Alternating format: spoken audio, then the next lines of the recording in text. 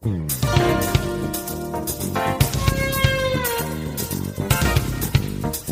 to the More Perfect Union, the podcast that offers real debate without the hate. I'm Kevin Kelton. I consider myself a moderate Democrat I know I'm living in Austin, Texas. I think I am. And as always, I'm joined by...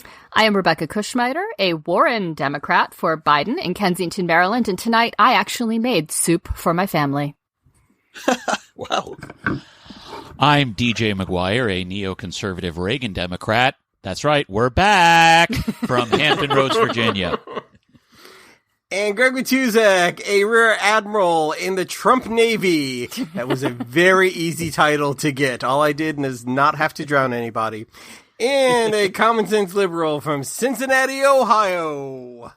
Yeah, it is not funny that people were injured this weekend in a boat parade, but it isn't not funny either.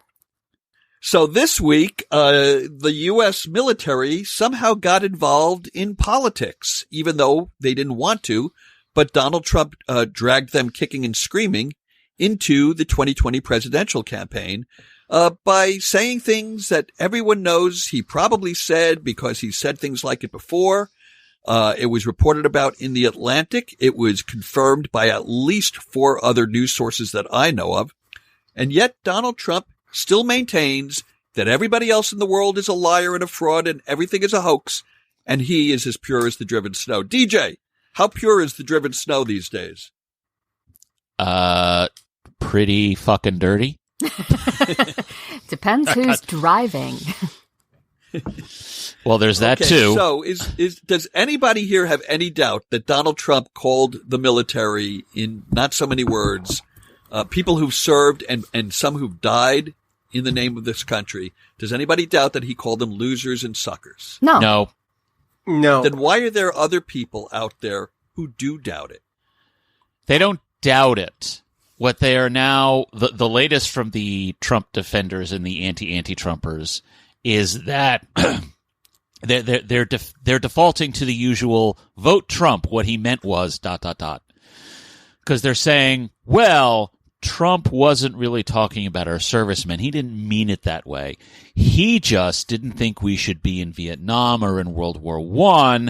And that's a kind of defensible position if you follow this or that intellectual. So he was just trying to articulate that, and he kind of fumbled his words because, he's a plain speaker and blah, blah, blah, blah, blah, blah, blah, blah, blah. Et cetera, et cetera, et cetera. No, they didn't call him a plain speaker. They said he talks like an asshole. That is a quote. Right. Daily Beast reported it. A White House staffer said, no, it's just that he sounds like an asshole. So that's his defense. Yeah. He's an asshole. He can't help it. Let's be clear. His defense is he didn't say it. Yeah, but nobody. The world is lying. So DJ, what you're saying, I know there are people in the Republican Party and people in his campaign who are trying to make that argument. But you don't get to make that argument when the man who's accused of saying it says, I never uttered those words. Well, of course, but this is that they are trying to make this argument shows 2 things. One, his own supporters don't really believe him, which means they're not supporting him because of his honesty. They're supporting him for other reasons, all of them nefarious. 2, can we just not skip over the part where Donald Trump talked about our first world war with Germany, and he wasn't sure which side we should be on? Can we just not ignore that, please? Because I think that's kind of important. Well, there was someone from his administration that was at a World War I cemetery and was saying this is where German soldiers have been laid to rest after World War I. I'm like, you're not that. No, you're not supposed to be excited about visiting that cemetery. Yeah, and, we've talked about people who have done bad things in the past and whether we should believe them. And people who have been accused of bad things, excuse me. And one of the things that we always go to is patterns of behavior. Have they acted in similar manners before? And one of the reasons we have no reason not to believe that Donald Trump would talk in this manner or talk down to the military is because he has talked down to military figures before. He's talked down to Gold Star families. He's called John McCain a loser. He said any POW he doesn't respect because they were captured. They're not heroes. Mm-hmm. He has, well, this is all on tape. And And so this pattern of behavior and this pattern of talking is very believable because he's done this and we've seen this and we've heard him talk like this. So this is really like not a surprise, and that's why we believe it. It isn't, and it's also why we saw what we saw in the Military Times poll, where Joe Biden is actually ahead of Donald Trump in terms of the support of our military, of our men and women, of our soldiers in uniform. The Americans that are fellow Americans in uniform have said that they prefer Joe Biden to Donald Trump. And I think that's actually what led to these articles coming out, because I think this led people in the administration who were sitting on this thinking, oh no, we can't say this, we can't because the military won't believe him because they all love him. When they saw that poll, said, oh, wait a minute. The military folks get it too. We can be more honest about it. And off we go. Now, let's talk about that for a second. Now, do you think it was just this? Do you think it was the cut that a lot of the money that was cut to go towards the wall? Do you think it was the fact that you mean Pentagon money that was cut to go to the wall? There was lots of straw involved, but I think the one that broke the camel's back was the poll that showed that our folks in uniform that they see through it. And the fact that Donald Trump has never actually about the bounties on military personnel. That didn't help either, and he still hasn't. I mean, he still hasn't. We're 10 weeks in.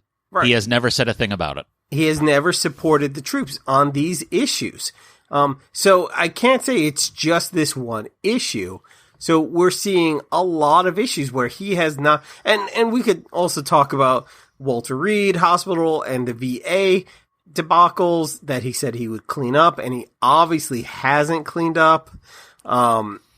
These are things that I think are important to military people. And what we've done to our allies, and what I'm sorry, Kevin, and what we've done to our allies. I think a lot of folks who served in Syria are very unhappy at how we effectively abandoned the Kurds and abandoned the Syrian people. They remember that stuff because they worked with them side by side, and they just say, "Oh, sorry, we've been ordered to leave you to your own devices." That hurts. Yeah. So is this the week that the bottom dropped out of the Trump campaign? Now, I know you're going to say, don't count your chickens and blah, blah, blah. But I have a feeling this one was a real gut punch to his campaign that hasn't showed up in the polls yet. And I'm thinking that by Wednesday or Thursday or Friday, we're going to see some poll numbers in Pennsylvania and some poll numbers in North Carolina and some poll numbers in Virginia and Texas that are not very pleasant for Donald Trump's campaign to look at. Well, in Texas, his numbers have only been going up since the RNC. I mean, right. But even if he's even with Biden, like right now, I saw a poll I just looked a little while ago where Trump is up +2 in Texas. That's one poll. But I think that's he's up a little higher than that, probably. Some of them have him +5. But my point is, even if he comes down to even, that's the bottom dropping out for him. He won this state by something like 20 points or more. No, he didn't. Hold it. Oh no, hang on. No? He won it by 9 points. 9 points. My mistake. Thank you. But there's realignments going on where he's spending money. He just pulled out. I think he pulled out of Arizona till October. He's trying to conserve funds there. Mm-hmm. He's still spending a ton in DC, so he personally can see the ads because ego's important. But he's aware of what the shifting landscape looks like, and Biden is outraising him right now. So, the cash on hand situation, they're scrutinizing these races pretty darn carefully. Has Trump even released August fundraising figures? Oh, I don't know. Seen them? I don't think so. All I've seen this week is Biden. Biden dropped his number, which was like $360 million, it was which huge. was which was more than either campaign had in cash on hand at the end of July. So that was an incredibly huge number. But I think, you can never say the bottom dropped out for Trump, but I think this week really hurt Trump, but I don't think the military issue was the reason. Yeah, I think there is still a very stubborn vein of support. A friend of mine who's at a party with a bunch of active duty military was actually in hi Abby, I'm talking about you. She listens to the show. She got into an argument with service members who were saying, I don't care what he said. X, Y, and Z have happened that have made my work here better. And she's like, okay, fine. You have more access to office supplies in your job on base right now, but that doesn't negate what he said about John McCain. So there is, we can't count the military as a win in the Democratic column yet. And I think we're going to continue to see polls that are tighter than we're comfortable with. The other thing I would remind everyone is right now under the 538 polling average, Trump is at about 43% right now. The lowest support any incumbent president has gotten going all the way back to 1912 was Bush the Elder, who got 38% in 1992, and that was a third party candidate. I would say Donald Trump may very well be at the bottom in terms of the support he can get. He certainly is not going to get lower than 40% because outside of Bush, no incumbent president gets lower than 40%. So I really think, where he is, the issue is, can he get to 45 or 46? And I think the events of this week made it much more difficult than we would have said last week. Well, let's remember that those percentages are based on the total pie of who's in the sample. And on election day, there's a different pie based on who shows up.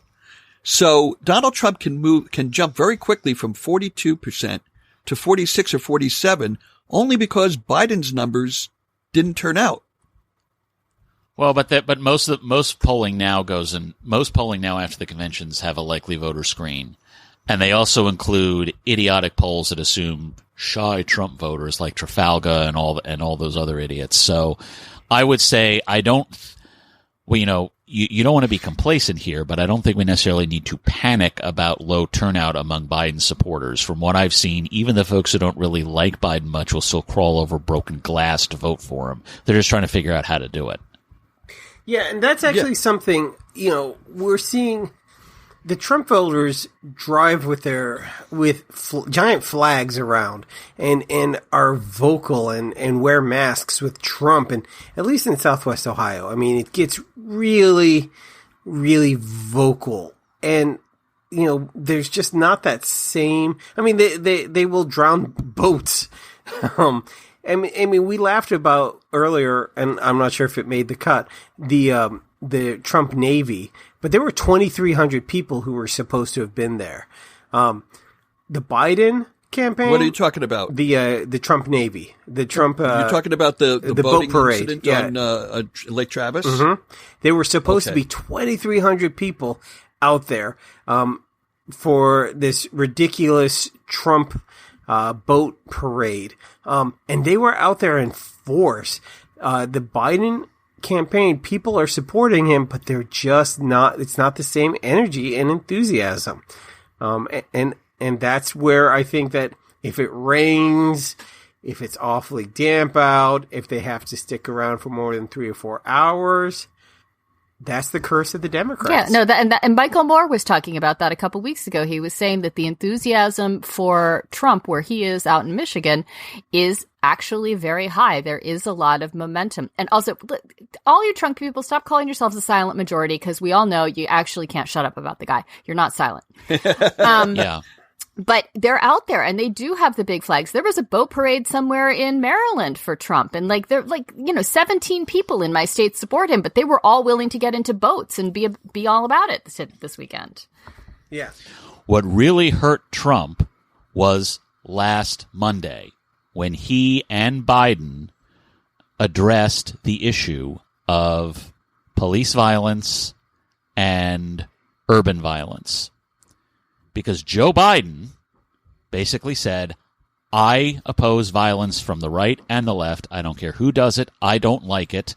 And he made a very strong statement on that. Donald Trump, hours later, came up and said, well, left-wing violence is bad, but so long as it's my people, they can shoot paintballs at the media and they're defending themselves. And Kyle Rittenhouse is an okay guy who, never mind that he was too young to carry an AR-15 legally, never mind that he carried it across state lines illegally. He was just a good kid, and he may have been just defending himself and blah, blah, blah, blah, blah. All right, we gotta stop you there. He technically did not carry the gun across state lines. How is that? He crossed state lines, and he got the gun from a friend. Well, that's better. That's so much better. That was not his family's gun? It was not his family's gun. Oh, okay. Which is even more illegal, but he did not cross state lines with the gun. Well, he's up on gun charges along with the murder charges. Right. So this kid is being held accountable by the law for all the things he did wrong, even though his PR machine, which is apparently headed by one Donald J. Trump, is saying, no, it was fine. He's allowed to wander around and shoot people for fun. You can hunt humans. It's great. Was I the only one who noticed that Rittenhouse's lawyer got in trouble because he was using the money raised for Rittenhouse's defense to take care of the debts for his own law firm? Oh, for fuck's sake. I didn't see that. No. Oh, yeah. He actually had to walk away from one of the fundraising things because he was grifting it. Why do these people all suck? Why, everyone in the Republican Party, the moment something happens, they all see dollar signs. Rebecca, GOP means grifters on parade. Boat parade? Said that. But seriously, though, Donald Trump's entire message at the RNC, and the message that got everybody freaked out, was that he was basically saying, I am the law and order candidate. I am the one who really opposes the violence in our streets, and Joe Biden doesn't. That entire message blew up on Monday, because not only did Biden show that he opposed violence, but Biden made the very solid case that Donald Trump is making the violence worse by exacerbating it, and then Donald Trump promptly made things worse by exacerbating it. Donald Trump literally walked into a trap. Donald Trump walked into the trap that he set for Joe Biden. Nicely done. Nobody ever called these people criminal masterminds, DJ. Nope, just criminals. Just criminals. But let's remember, and I know that I'm kind of contradicting what I said before about the bottom dropping out of the Trump campaign.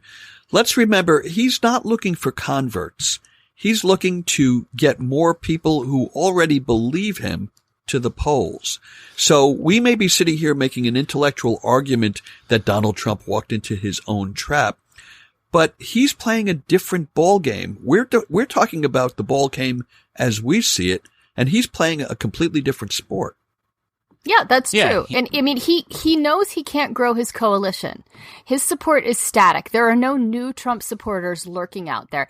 It's a matter of activation of the bases. Can Democrats get more bodies to the polls than Republicans can in the right states? And that is what we all need to be working on. We all need to be working on voter outreach, get out the vote efforts, making sure people are registered, and making sure that the U.S. Postal Service doesn't just take a leak on a pile of ballots and actually delivers them. I think we also have to reprioritize what the important states are. And this goes back to an argument that we had about 2-3 years ago. We've been saying that, that there's been an excessive focus on the upper Midwest because the change in the upper Midwest shocked everybody in 2016. But we're seeing more movement, I think, in the Sun Belt than in the upper Rust Belt. Biden now has a larger average lead in Arizona than he does in Pennsylvania. Florida is looking not as good as Pennsylvania, but it's looking pretty good. The other thing we have to remember, though, is Florida and Arizona are going to count their mail-in voters early. Arizona's changed the rules. Tell me about that, because this is something that I've wondered about, and I'm glad you have. First of all, you always have knowledge that I don't have. no matter what, I could ask you SNL questions, and you'd probably stump me. But go on. But I've been wondering about that, DJ. Do certain states allow the mail-in ballots to be counted either on Election Day, before the polls close? Mm-hmm. Can you tell us something about that? 'Cause Sure. This is news to me. Sure. Florida has always counted their early and absentee ballots earlier than most.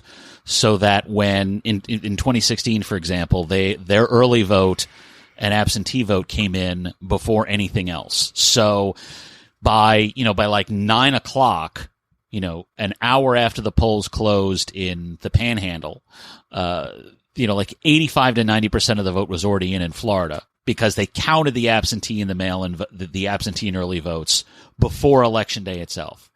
In 2000, any other states that do that? Well, Arizona has changed their procedures so that they can do the counts early because they want to avoid what happened in 2018 when Kyrsten Sinema won based on the mail-in ballots, but nobody saw that on election night. They had to wait they had to wait about a week before that to come in. Arizona changed the law so that they will now come in early.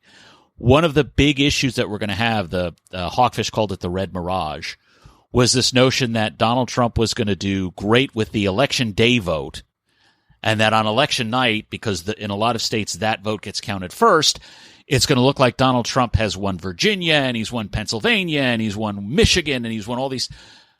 That's not going to happen in Florida and Arizona because they're going to count the mail-in votes earlier so that you'll get that at the same time you'll get the election day vote.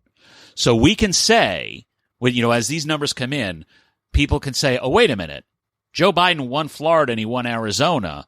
That means it's much more likely when the mail-in vote comes in from those other states that Joe Biden has won those too. If Biden wins Florida and Arizona on election night, it's game over. Yeah. It's game over. Right. Your lips to God's ears. Frankly, if he wins one of them, it's probably game over. But I want to follow up on that, Greg. I was going to answer your question though for like Ohio. Please. Yes, please. So for Ohio, absentee voting and mail-in voting can be done. We count them before, okay, but we will not release it until until after the polls are closed. But that's fine. On election day. Yes. So long as they're counted before, Mm-hmm. so long as they're counted before, then they'll be released. Then we don't need to know who voted for whom before election day, so long as they've been counted, and then they can just be released when the polls close. Okay, so my follow-up question to everybody here is, now obviously the caveat with this question is every state is unique. Yep. But first of all, who makes these decisions? Is it the Secretary of State? Is it the state legislature? Does the governor? And then my second question is there time for any more key states to make that adjustment so that we're not first starting at 7 or 8 p.m. in those states counting absentee ballots? The answer to your question is these are laws, so it would be the state legislature. And yes, there is plenty of time to change that. Pennsylvania is in fact working on that now. The Republican legislature is basically saying, well, if we shrink the time for early voting, we'll let you count the ballots early. And I think the Democratic governor is like, yeah, no, that's not really what I wanted. So there's some haggling to be had in Pennsylvania. But yes, states can change their laws. There's still enough time to do it so that the counting can be done, or at least the processing can be done before Election Day. Right. In Pennsylvania, it's interesting because in Pennsylvania, they're not allowed to start counting until 7 a.m. on Election Day. Which, now. To me, that makes sense. There is no logical argument in the world to say that you have to wait until the polls close to start counting absentee ballots. I would love to be part, a fly on the wall of any legislature where the Republicans are trying to make that argument, because it simply makes no sense whatsoever, no matter what your partisan politics are. No, it doesn't make any sense. Yeah. Okay. Well, we're all in agreement on that. Oh, all right. Okay, well. So let's talk about a couple of other Trump-related issues that aren't necessarily tied right to the campaign. Of course, everything is tangentially tied to the campaign. This week, he's still threatening to defund certain cities. And in the meantime, and this confuses me, the DHS came out and said they're about to, or they already have, labeled white supremacists as the most dangerous terror threat in the United States. How do those two things work together in tandem? I don't understand why Trump is allowing the DHS to take that position when it goes against basically him, appealing to his base. Well, because they're doing it. It's based on the numbers. They are looking at threats as an absolute threshold. Right now, foreign terrorist forces do not have as much of a danger factor, for lack of a better term, in America than domestic terror forces. And much as Trump would like us to believe that Antifa is, going to steal your pets and, dig up your vegetable garden and throw soup at you, that's not happening. It is the white supremacist groups with their AR-15s marching through the streets who are causing much more havoc. Yeah, it's two things. One, the DHS and the DHS and our military have done a very good job against Al-Qaeda and Daesh and everybody else, so that it is harder for those groups to take action on American soil because they're having so much trouble, closer to home. Whereas there has been no such action by the federal government against white supremacist terrorism. That's the first thing. The second thing is DHS did not actually put this report out. It was leaked that they will put this report out.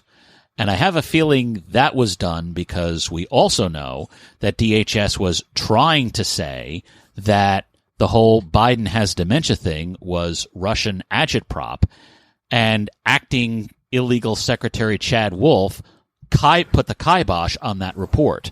I think this was the DHS civil service folks saying, okay, we're going to make sure everybody knows what our report says before the political appointees make hash out of it, which they probably would have done.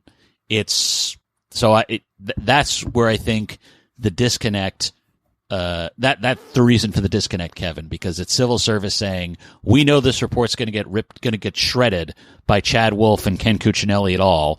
God, I voted for him 3 times. What was wrong with me? But we want to make sure that people know about it before the report gets shredded. Okay, I want to go back to you, DJ, with one other foreign policy question. And Okay. I'm sorry that I'm focusing so much on DJ, but I think he's the one of us most likely to have the answer to this one. So we talked about the domestic terrorism threat posed by militias and by white supremacists. And we've compared it to the threat from foreign terrorists. That brings me back to ISIS and why we don't hear about ISIS anymore in the news. Now, I know in the abstract, ISIS has been significantly reduced and harmed over the last 3 to 4 years. My question for you, DJ, is I've tried to research this myself and I can't find the answer.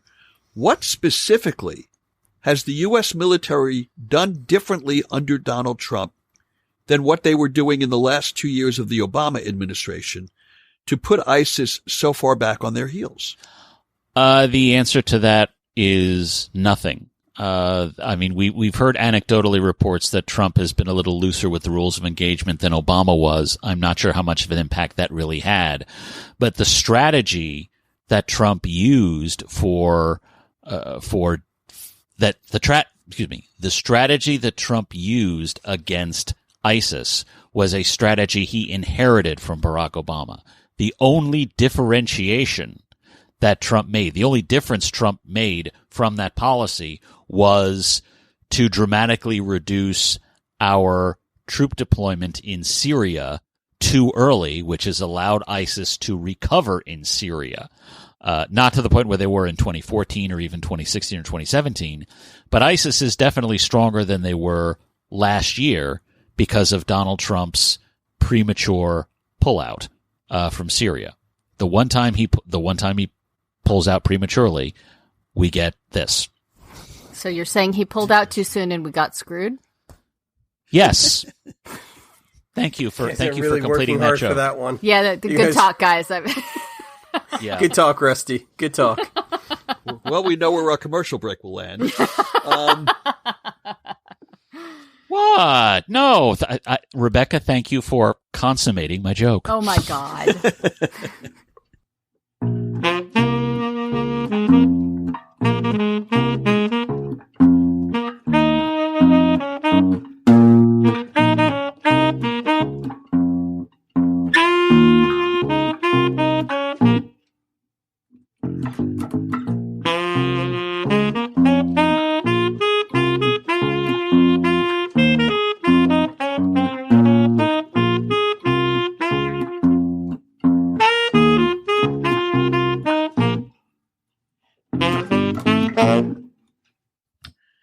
Now let's talk a little bit.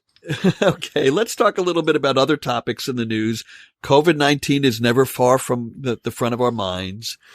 This week, all the talk is about the race for a vaccine and whether we might be cutting across lawns and leaving the the actual race plane to get to a vaccine before November 3rd. And it looks like on some level, at least one of these companies will get emergency approval from the FDA prior to Election Day. So, Greg, I go to you. First of all, would you allow your family to get a vaccine that's approved in this, let's say, less than typical fashion? No. And, okay, go on. And how do you think this whole thing, is it an October surprise if everybody knows it's coming? How would it affect the election? Greg? Yeah, actually, there was a recent survey that said if the CDC, there was a company there was a memo that was leaked and said that the CDC might skip Series 3 testing, or I guess there's 4 phases, Phase 3 testing.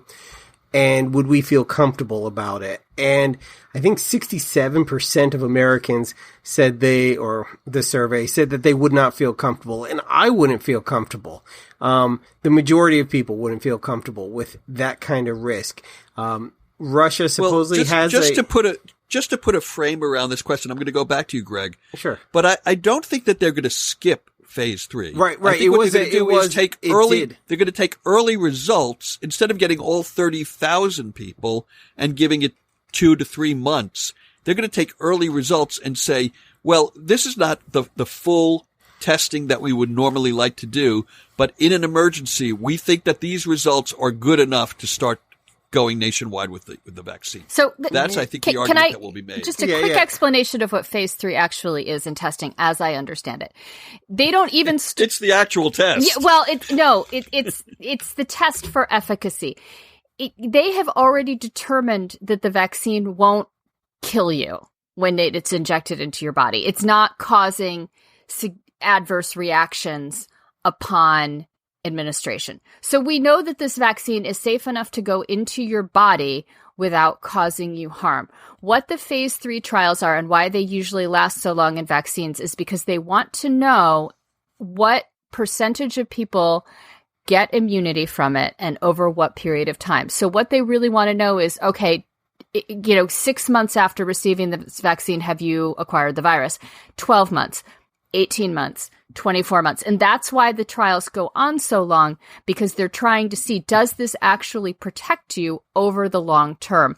So shortening Phase 3 trials gives us a truncated source of data in terms of immunity duration, but it doesn't give us any real new information about safety. The safety of the vaccine has already been determined in the earlier stages of trials. So you're not going to poison yourself by getting the vaccine. You just don't know if the immunity is going to last more than 3 months, more than 6 months, because they haven't tracked it that long. So just put those fears to rest.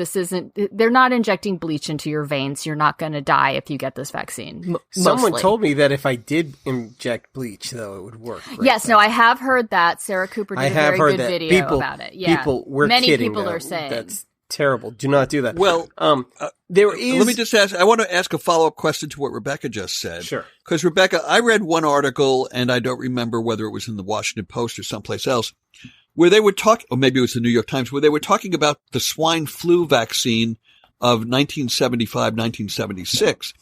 And according to the article I read, that there were medical complications and side effects, very, very serious side effects, to a vaccine that went through all 3 stages of approval. So I'm not sure.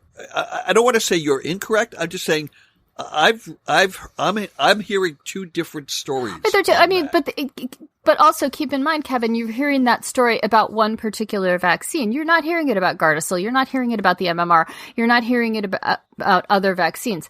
Bad things do happen in medical research. Unexpected consequences do happen. So yes, it is entirely possible that we could have another catastrophic vaccine incident. However, those are passingly rare. However, they're passingly rare because of the rigor of the testing, which we're going to be not using this. And I would also note, as I understand it, the major pharmaceutical companies that are involved in this have said, in reaction to all of this, we are not going to ask for approval, emergency or otherwise, unless we know that this thing works and that this thing is safe. And what that tells me is, even if Donald Trump wants to say, oh, yes, absolutely, you go ahead and do this without stage 3 testing, those companies, which recognize that their reputations will be on the line no matter what Donald Trump says, are not going to actually ask for approval until the stage 3 testing is done and they're ready to go ahead. At least that's how I interpret it. And that would be because they understand the market will not bear a vaccine that is a vaccine that where the approval process has been short-circuited by Donald Trump desperate for re-election. Right. The market won't bear it, and their legal team won't be cool with it. They've got big lawyers at the pharma companies. They don't want to get those lawsuits. The Trump administration could give them immunity from prosecution, as they did with some of the other aspects of things that were developed, and I'm blanking on it, but I know that this has come up a couple of times. Oh, in people going back to work. They gave employers, what's the term? Qualified immunity. For it? Qualified immunity. No, qualified immunities for the cops. They tried to give them the Senate demanded immunity from liability lawsuits, but the House never went along with it. So the whole thing fell apart. So we've got immunity for everything except COVID. So the question is, can the Trump administration, not going through Congress, still give that kind of liability immunity to one of the companies to get them to, entice them to go along with an early approval? And secondly, frankly, that's nice to hear. And I'm sure that if you're P&G or J&J, you have the wherewithal to stick to that. But some of these other companies, when they're looking at the possibility of being the first vaccine out of the gate with the entire power of the Trump administration behind them to move this thing to a national level, the amount of money that they could be looking at, it's like saying, I would never do insider trading until you have the opportunity to make a killing on some insider information. Yeah, you know what, Kevin?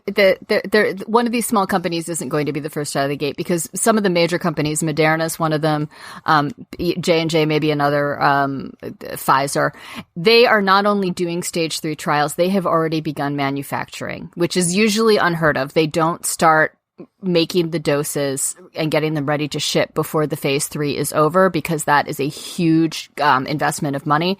But they are already ordering doses to be ready to be shipped as soon as they are ready to give the green light. So a small company that can't front that money isn't going to be the first. I thought Madeira was a small company. I wasn't familiar with them. Are they really that? Well, they're big? British, so it's a different system. Uh-huh. They use pounds instead of dollars, right? Which are worth more. So that's fine. Greg, I get you. They've just it isn't going to be, some biotech startup. It's going to be a company that's already got significant investment and can front the money to start manufacturing before phase 3 testing is done. And more to the point, there is still the downside risk of getting out there first with a vaccine that doesn't work and then allowing one of your competitors to come in behind you with a vaccine that actually does work. Well, I think that's a foregone conclusion. We're going to end up with a vaccine that everyone has to get quarterly until we develop a vaccine that lasts for 6 months and then one that lasts for a year. And then we're going to be getting COVID vaccines once a year for the rest of our lives.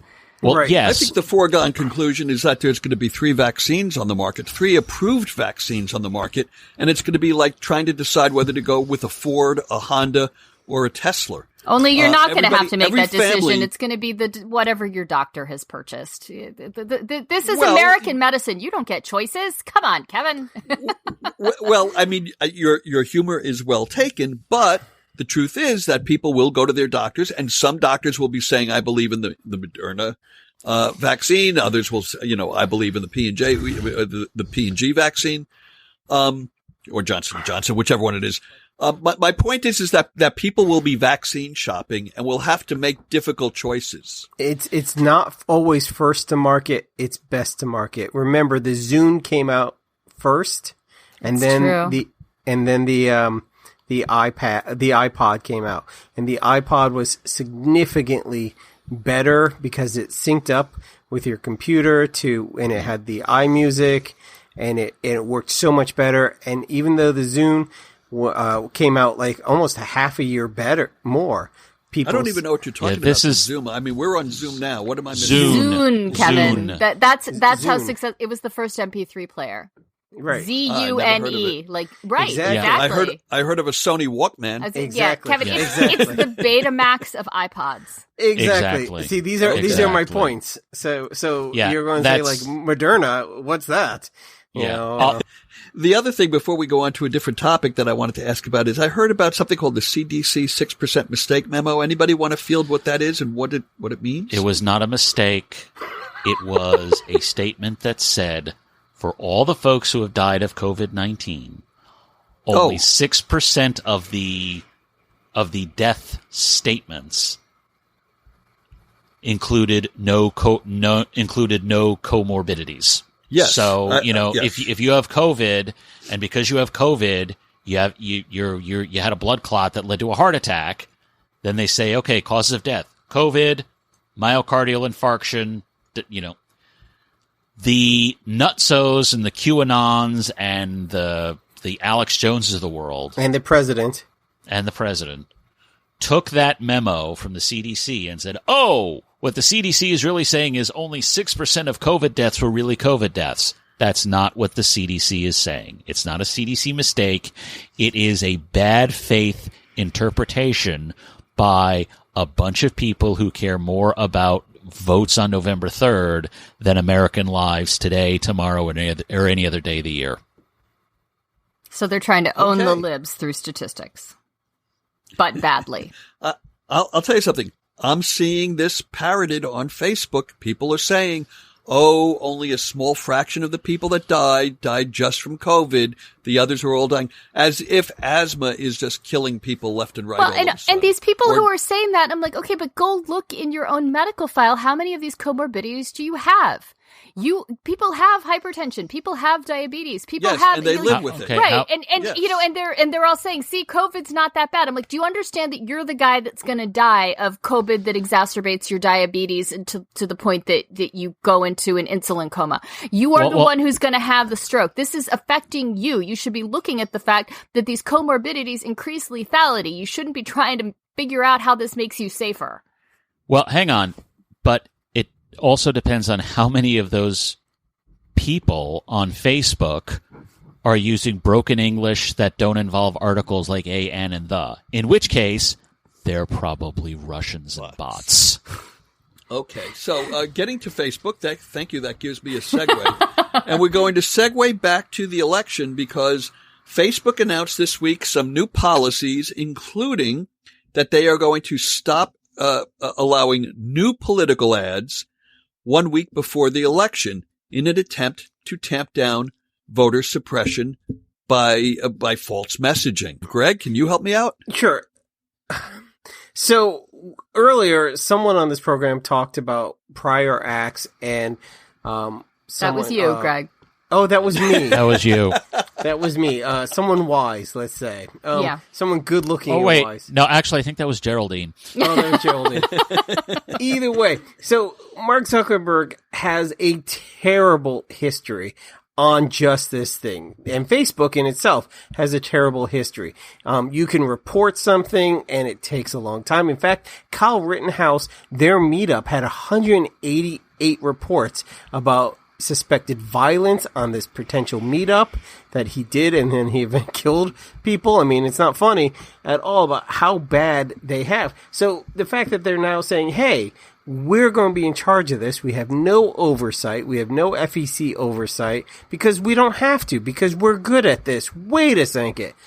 Their past history shows that this is going to fail, I would say, spectacularly goodly? No, badly. So why are we saying, yay, for Facebook? No. I agree with about 99% of what you just said. The only thing that I would take issue with is, if you had asked me 2 or 3 years ago, I would have agreed with you. FEC or FCC oversight might have been a good thing. Now, I don't believe that any government oversight is effective in stopping the Trump campaign from doing illegal things. It's just the opposite. We're putting the wolf in the henhouse. Look, this is a cop-out, and it is the standard issue cop-out that we see regarding campaign finance, reform, yes, I'm using the quotes again, and advertising restrictions and everything else. The idea is Mark Zuckerberg just does not want to take the time to actually address the gallons of desinformatia bullshit that comes out of Russia and various other places, and the Trump campaign itself. So instead of actually saying, I'm going to put people and resources to make sure that the stuff that's shared is actually true, he's going to say, you know what, we're just going to shut everything down 1 week before.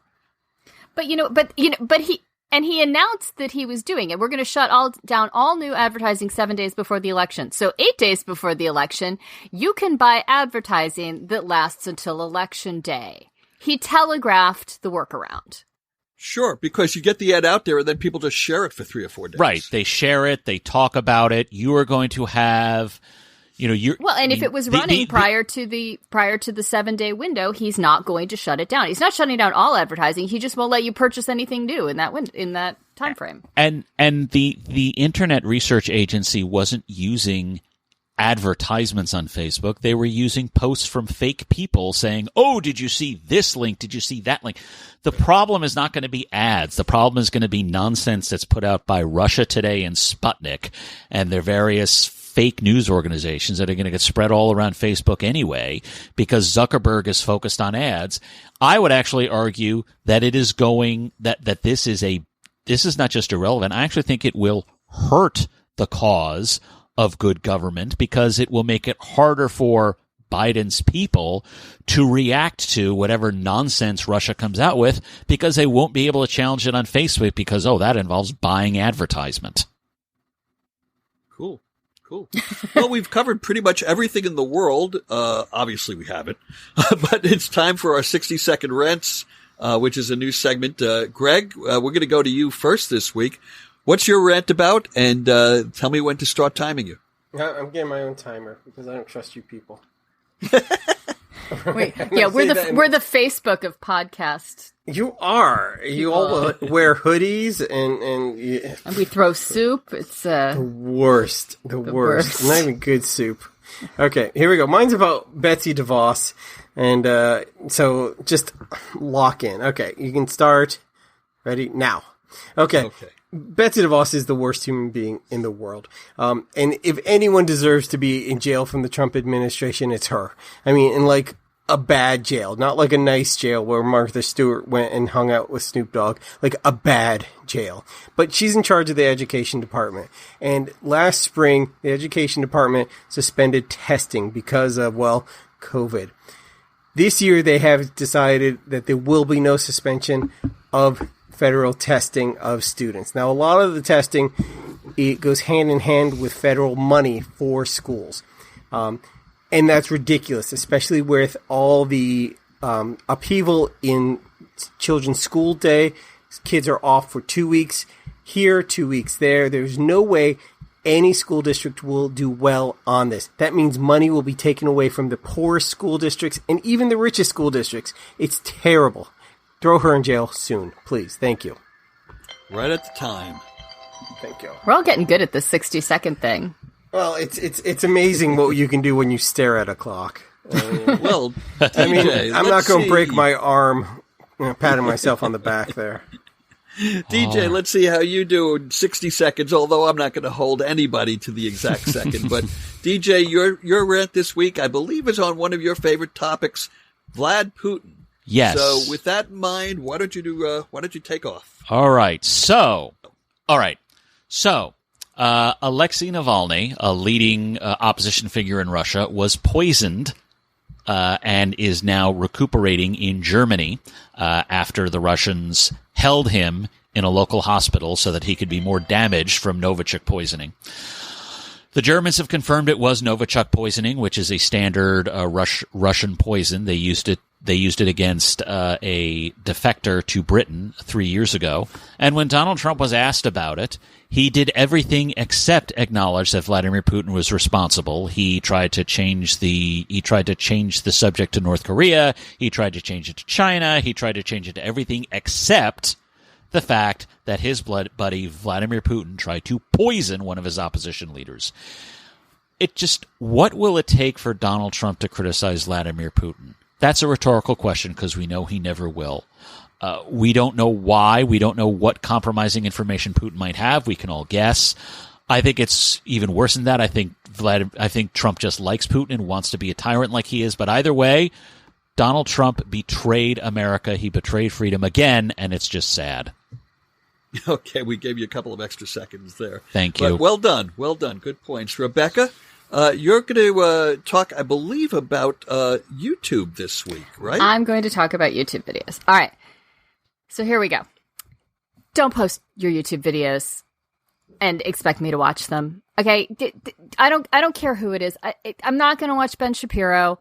I'm not going to watch Alex Jones. I'm not going to watch Rachel Maddow. If you post a 6-minute video, you are taking 6 minutes of my life that I don't want to spend. I read faster than nearly everybody on YouTube can talk. And I don't want to have to sit there to get to the main point because everybody starts their YouTube video with like a fucking childhood story or something. I don't want to hear it. So when somebody asks you a question, don't say, hey, watch this 8-minute video that answers all of it. No, answer the question in print. Type out a synopsis of the video. Other people who want to watch the video can watch it, but let me know what the video says. Don't expect me to sit there for the next 12 minutes watching whatever rando you think is profound on YouTube. YouTube is not a source. It is only good for cat videos, and that's it. I love that one. I'm totally in agreement with you there. In fact, in Open Fire, the Facebook group that we're all occasionally in at the same time, we don't even allow people to post those things because, again, it's demanding that the reader, the member, gives up. Sometimes these are 20 and 30-minute videos. You were generous by saying 6 minutes. And to get to some point that's, embedded 12 minutes into the video, when, like you said, video is nice, photos are nice, but this is a written medium. Make your argument. Don't make us watch a half hour of entertainment just to find out what you think. Right, and the other thing, you can't skim a video with an article like cooking blogs or my example for all of this. Like the cooking blogger always gives you the childhood story, like it's 4 paragraphs of right until you get to the recipe, but you can scroll and get to the recipe pretty darn quick. In video, you can't do that. You're stuck. Yes. Actually, okay, 2 things, fogies. One, there was a scroll bar where you can say, okay, I'm just going to skip over here. And if someone says, hey, the point is at 8 minutes and 12 seconds, you can just take the scroll bar. But people never say that. People always just say, here, watch Ben Shapiro blather for 45 minutes. And then 2, there's a way, and it's very easy, that you can say, okay, here's the video. I'm starting it at 8 minutes, 12 seconds. Or I'm only going to give you this section, 8 minutes, 12 seconds to 10 minutes. In 12 seconds. Right, and if they would do that, that'd be great, but they don't do that. They just post the video and tell you to watch it like you've got all day. Yeah, right. You should tell them to stop doing that and to get off your lawn. I do. Okay, well, it's my fault, but this rant turned into a segment. And I take full responsibility. All right. And with that, I'll do my 1 minute. By the way, this is the hardest part of my week, is coming up with these rants. Because as you guys know, and everybody who listens to this show knows, I have no trouble voicing my opinion on things. But every Jessica says to me, so what is your rant going to be about today? And I go, I have no idea. I never can think of like what I want to focus on. That's not, cause I like to do it outside of politics. So something came up just before the show tonight and it became the topic of my rant. And here it goes. I think it's time for companies to stop with online passcodes that require you to remember the answer to some obscure trivia question. Like tonight, I was trying to log into DirecTV and they were asking, and I don't remember the passcode because I'm not sure we ever gave them a passcode. And so they were asking questions like, okay, who was your favorite childhood singer? Well, we answered these questions 3 years ago. I don't remember whether I said Springsteen or the Beatles or, Michael Jackson. And you say, okay, I don't remember that one. Give me another. And then they say, no, that's the only question we have. So my point is, with 12 seconds left, let's go back to using the last 4 digits of your social security number and stop with all of the fancy schmancy passcode bullshit. Because frankly, if you're over 60, you can't remember any of it. That is an excellent point, Kevin. And with that, thank you. And with that, we want to thank everybody for listening. That's also an excellent point. Excellent point. And if you enjoy what we do here, even if you only enjoy it a little bit, please follow us on Twitter and, give us a review on iTunes. Those really help. If you can take the time to go to iTunes and review the show and hopefully review us positively, we really would appreciate that. Also, look for us on Twitter at MPU Podcast and on Instagram at MPU Fan Club, where we occasionally post new material there as well. And don't forget to share our link on your Facebook timelines so your friends can discover us as well. Okay, this week, does anybody want to guess what the major campaign issue will be in the days to come? We're going to find out that Trump did a snuff film. And people will come up with excuses. He didn't actually kill the person. He just directed and produced it.